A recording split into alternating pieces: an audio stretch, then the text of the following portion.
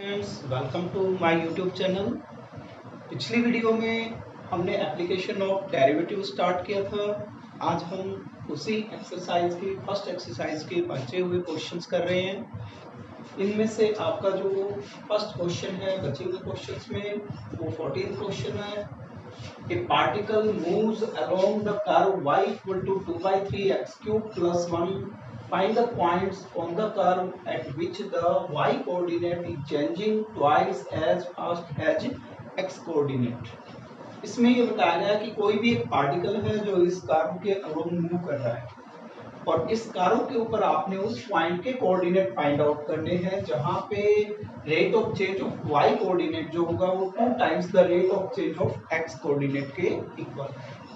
तो इसके लिए सबसे पहले आप कर्व की इक्वेशन लिखेंगे बेटा। कर्व की इक्वेशन है आपके पास 2/3 x क्यूब प्लस 1। आप इसे with respect to time differentiate करें, differentiating with respect to t। तो dy by dt equal to अब 2/3 एज इट इज रहेगा, x क्यूब का derivative 3x square then x का dx बाई dt प्लस 1 का 0 हो जाएगा। अब ये 3 से 3 कैंसिल हो गया तो dy by dt equals to 2x square into dx by dt आ गया। नाउ अब आपने उस पॉइंट के कोऑर्डिनेट निकाले हैं जहां पे at which the y coordinate changing twice as fast as x coordinate. Now rate of change of y coordinate होता है dy बाई dt और rate of change of x coordinate with respect to time होगा बेटा dx by dt। अब इनके बीच relation बताया है कि y कोऑर्डिनेट का जो रेट ऑफ चेंज है वो x कोऑर्डिनेट के रेट ऑफ चेंज के 2 टाइम्स के इक्वल है, यानी this value is equal to 2 times of dx by dt। ये आपको गिवन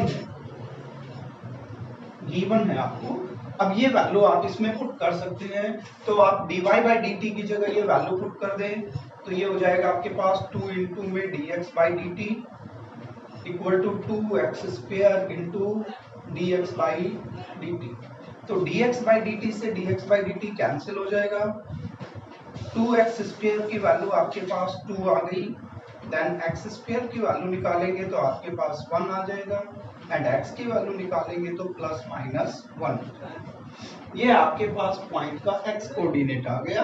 अब x कोऑर्डिनेट की हेल्प से आप इसका y कोऑर्डिनेट भी फाइंड आउट कर सकते हैं। अब आप x की वैल्यू पहले 1 पुट करें, when x equal to 1 then y coordinate की वैल्यू आ जाएगी आपके पास 2/3 इंटू एक्स यानी 1 का क्यूब 1 ही हो जाएगा और प्लस में 1 यानी 3 1 जा 3 प्लस 2 ये आपके पास 5/3 आ जाएगा। और जब आप लेंगे when x equal to -1 then y की वैल्यू जो होगी वो आप निकालेंगे 2/3 इंटू में -1 का होल क्यूब करेंगे तो -1 और प्लस का 1 यानी माइनस के 2/3 प्लस 1 ये आपके पास हो जाएगा -2 plus 3 divided by 3 that is equal to 1/3। Therefore required points हो जाएंगे आपके, रिक्वायर्ड पॉइंट्स आर, यदि x कोऑर्डिनेट 1 लेते हैं तो y कोऑर्डिनेट आ जाएगा आपका 5/3 एंड यदि x कोऑर्डिनेट हम -1 लेते हैं तो y कोऑर्डिनेट आ जाएगा 1/3। ये दोनों ही पॉइंट्स इस कर्व पे लाई करेंगे और इन दोनों ही पॉइंटों के ऊपर rate of change of y coordinate जो होगा वो 2 times the rate of change of x coordinate के इक्वल होगा। ये आपका रिक्वायर्ड आंसर है। Question is the radius of a cylinder is increasing at the rate of 2 centimeter per second and its altitude is decreasing at the rate of 3 centimeter per second. Find the rate of change of volume when radius is 3 centimeter and altitude is 5 centimeter. यदि आप मान लो cylinder की radius को denote करते हैं, radius को r से denote करते हैं r एंड आल्टीट्यूड को यदि आप डिनोट करते हैं h से एंड वॉल्यूम को आप डिनोट करते हैं v से।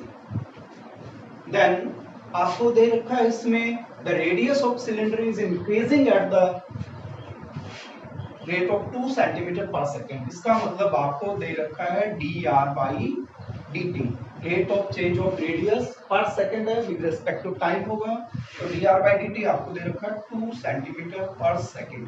और बेटा ये इंक्रीज हो रहा है तो पॉजिटिव होगा। एंड इसी तरह से आपको दे रखा है it's altitude is decreasing at the rate of 3 centimetre पर सेकेंड।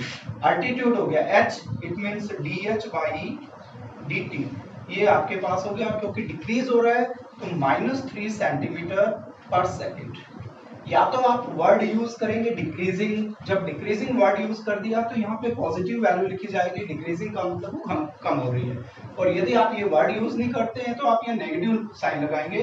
नेगेटिव साइन ये आपका शो कर रहा है कि वैल्यू डिक्रीज हो रही है, पॉजिटिव साइन शो कर रहा है कि वैल्यू इंक्रीज हो रही है। अब आपने फाइंड आउट करना है rate of change of volume, यानी कि dV/dt आपने फाइंड आउट करना है when radius is 3 centimeter, r equal to 3 centimeter and altitude यानी कि h इक्वल टू 5 सेंटीमीटर। ये आपने फाइंड आउट करना है और ये दोनों आपको गिवन है। अब ये जो आपको डिटेल दे रखी सारी नोट कर ली हमने। नाउ अब क्योंकि rate of change of volume निकालना है तो आप v लिखेंगे यहाँ पे। वॉल्यूम ऑफ सिलेंडर होता है बेटा पाई r²h। अब इसे with respect to time differentiate करेंगे, differentiating with respect to t, तो v का dV/dt हो जाएगा और इधर पाई कांस्टेंट है, बाहर निकाल दें, और ये प्रोडक्ट ऑफ टू फंक्शन है।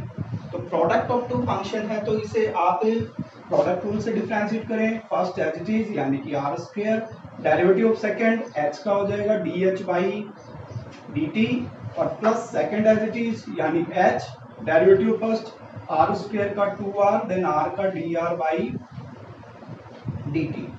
अब dH/dt dr/dt इन दोनों की वैल्यूज आपको ऑलरेडी क्वेश्चन में गिवन है, वो यहाँ पे आप पुट कर दें। तो पाई इंटू में r², dH/dt की जगह आप पुट करेंगे -3 और प्लस में ये 2rh हो गया और dr/dt की जगह आप पुट करेंगे 2 इंटू में 2, यानी कि ये बन गया आपका पाई इंटू में, पहले आप पॉजिटिव टर्म लिख लें 2 × 4 rh और माइनस के 3r²। ये आपके पास dV/dt यानी कि rate of change of volume आ गया विद रिस्पेक्ट टू टाइम। अब आपने dV/dt इस पार्टिकुलर पॉइंट पे निकालनी है, तो आप यहाँ पे लिखेंगे when r equal to 3 centimeter and h equal to 5 centimeter, then dV/dt equal to, अब इसमें वैल्यूज पुट कर दें, पाई इंटू में 4, r की जगह आप पुट करेंगे 3 और h की जगह पुट करेंगे आप 5, माइनस में 3 इंटू r², r² हो जाएगा भाई 9, तो पाई इंटू में ये आपके पास हो गए 5 3 जा 15, 15 4 जा 60 और माइनस में हो जाएंगे 27। अब 60 माइनस 27 यानी कि आपके पास बच गए 33 पाई। अब ये rate of change of volume है तो ये क्यूबिक सेंटीमीटर में होगा, पर सेकेंड होगा, तो ये आपका रिक्वायर्ड आंसर होगा। अब ये वैल्यू पॉजिटिव आ रही है तो इट मींस आपका वॉल्यूम जो है वो इंक्रीज हो रहा है, और यही वैल्यू आपकी नेगेटिव आ रही थी तो इसका मतलब वॉल्यूम आपका डिक्रीज हो रहा है। ठीक है।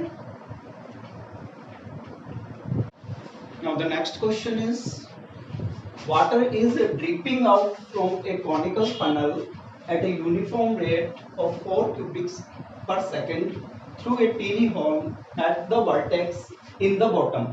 When the slant height of the water is 3 cm, find the rate of decrease of the slant height of the water given that the vertical angle of the funnel is 120 degree.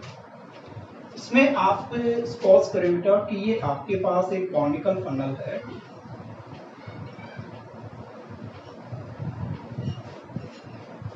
और इसमें आपको बताया गया है water is dripping out from a conical funnel at a uniform rate of 4 cubic centimeter per second through a tiny hole at the vertex in the bottom. इसके bottom में यहाँ पे एक टीनी होल है और उसमें से पानी जो है ड्रिपिंग करके निकल रहा है। और किसी टाइम टी पे मान लो कि यहाँ पे वाटर का सरफेस लेवल ये है, ये वाटर का सरफेस लेवल है किसी टाइम टी पे। इट मीन्स उस टाइम पे ये उस वाटर की हाइट हो जाएगी, ये रेडियस हो जाएगी और ये इसकी स्लांट हाइट हो जाएगी।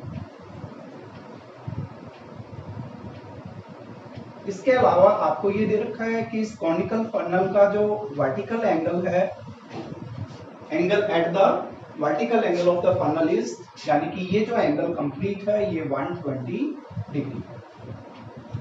तो इसमें आपसे क्या पूछा गया है, when the slant height of the water is 3 cm, find the rate of decrease of the slant height of the water given that the vertical angle of funnel is 120 degree। यानी कि इसकी जो स्लांट हाइट है वो किस rate से change होगी वो आपने फाइंड आउट करना है। और इसका वॉल्यूम जो है वो किस रेट से चेंज हो रहा है, डिक्रीज हो रहा है, क्योंकि पानी निकलेगा तो इसका वॉल्यूम कम होगा, और वो किस रेट से चेंज हो रहा है वो आपने फाइंड आउट करना है। इट मीन्स आपको जो गिवन है वो है dv by dt। dv by dt आपको दे रखा है -4 क्यूबिक सेंटीमीटर पर सेकेंड, क्योंकि वॉल्यूम डिक्रीज हो रहा है तो आपने नेगेटिव वैल्यू ले ली है। और आपने जो फाइंड आउट करना है वो dl by dt find out करना है, and l equal to 3 centimeter. जब L की value 3 centimeter, when slant height of the water is 3 centimeter, find the rate of decrease of the slant height, dl by dt आपने find out करना है। अब सबसे पहले हम क्या करेंगे, क्योंकि आपको rate of change of volume दे रखा है तो आप इसका वॉल्यूम निकालेंगे। नाउ आपको पता है कौन का वॉल्यूम होता है, v equal to 1/3 pi r square h, ये वॉल्यूम होता है। अब क्योंकि आपने जो रेट ऑफ चेंज निकालना है वो तो स्लांट हाइट का निकालना है, इसके लिए आपने क्या करना पड़ेगा, r और h दोनों को l में चेंज करना पड़ेगा। और r और h दोनों को l में चेंज करने के लिए आपने ट्रिग्नोमेट्री यूज करनी पड़ेगी, क्योंकि आपको ये कंप्लीट वर्टिकल एंगल दे रखा है 120 डिग्री। इट मीन्स ये जो आपका सेमी वर्टिकल एंगल होगा ये 60 डिग्री हो जाएगा। अब यहाँ पे देखें कि ये एक आपका राइट एंगल ट्राइंगल बन रहा है, और इस राइट एंगल ट्राइंगल में ये आपके पास r हो गया, ये आपके पास h हो गया, ये आपके पास l हो गया। तो आप क्या कर सकते हैं, h और r दोनों की value in terms of l find out कर सकते हैं। आप सपोज करें कि इसको आपने o से डिनोट कर लिया, इस पॉइंट को आप a से डिनोट कर लें और इस पॉइंट को आप b से डिनोट कर लें, तो आप लिखेंगे इन ट्राइंगल OAB। OAB में एक बार आप इन दोनों का रेशियो लेंगे, R का और L का। अब ये 60 डिग्री का एंगल है तो इसके अपोजिट साइड होगी परपेंडिकुलर और ये हो गया हाइपोटेन्यूज। तो ये बन जाएगा आपका परपेंडिकुलर अपॉन हाइपोटेन्यूज, यानी कि R अपॉन में L इक्वल टू साइन, और थीटा की जगह आप लिखेंगे 60 डिग्री। तो R upon L equal to sine 60 की वैल्यू √3/2।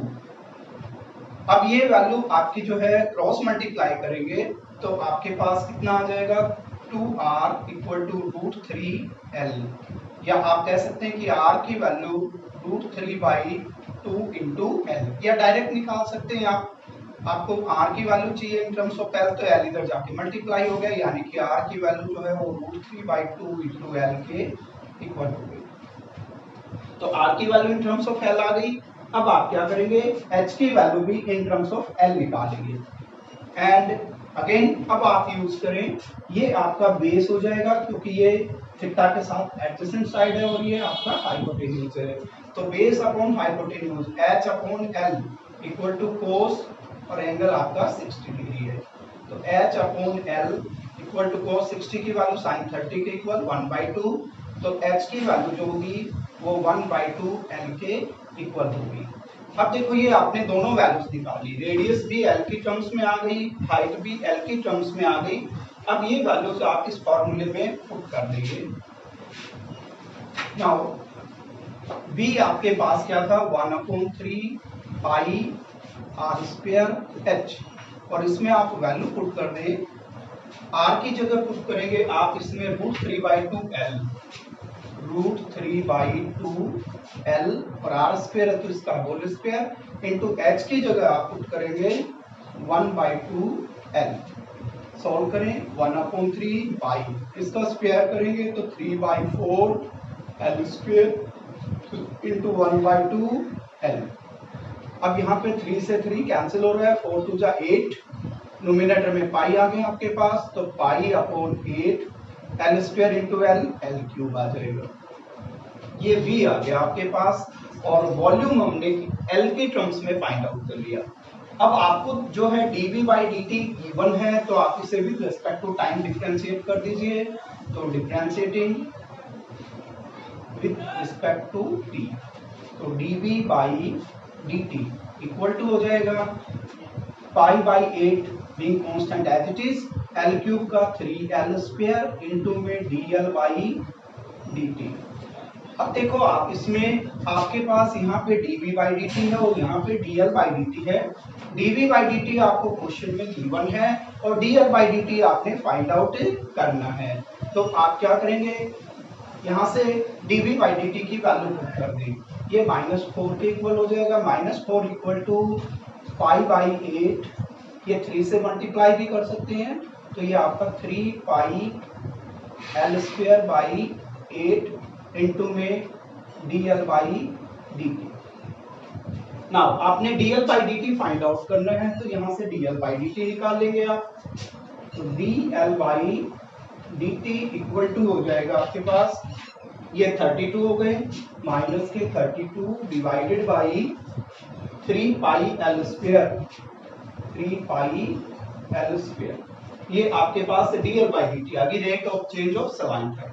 अब आपने rate of change of slant height तब निकालना है जब l की वैल्यू 3 सेंटीमीटर हो, तो यहाँ पे लिखेंगे when l equal to 3 centimeter then dl by dt equal to, अब इसमें l की जगह 3 पुट कर दें, तो माइनस के 32 अपोन में 3 पाई और l स्क्वायर, तो 3 का स्क्वायर यहाँ पे हो जाएगा 9, तो ये वैल्यू आ जाएगी आपके पास -32 अपोन में 27 पाई, और क्योंकि ये rate of change of slant height है, स्लांट हाइट सेंटीमीटर में होगी और विद रिस्पेक्ट टू टाइम है तो पर सेकेंड, और ये आपका रिक्वायर्ड आंसर हो जाएगा। स्लांट हाइट इस रेट से आपकी चेंज होगी। ये आपका रेट ऑफ चेंज नेगेटिव इसलिए आया बेटा क्योंकि यहाँ पे वॉल्यूम जो है डिक्रीज हो रहा है, वॉल्यूम डिक्रीज हो रहा है तो स्लांट हाइट भी आपकी डिक्रीज होगी, इसलिए ये वैल्यू आपकी नेगेटिव आएगी। ये अंडरस्टूड होता है। आई होप कि ये वीडियो आपको अच्छी लगी होगी और ये क्वेश्चंस आपको समझ में आ गए होंगे। Thank you very much, have a nice day.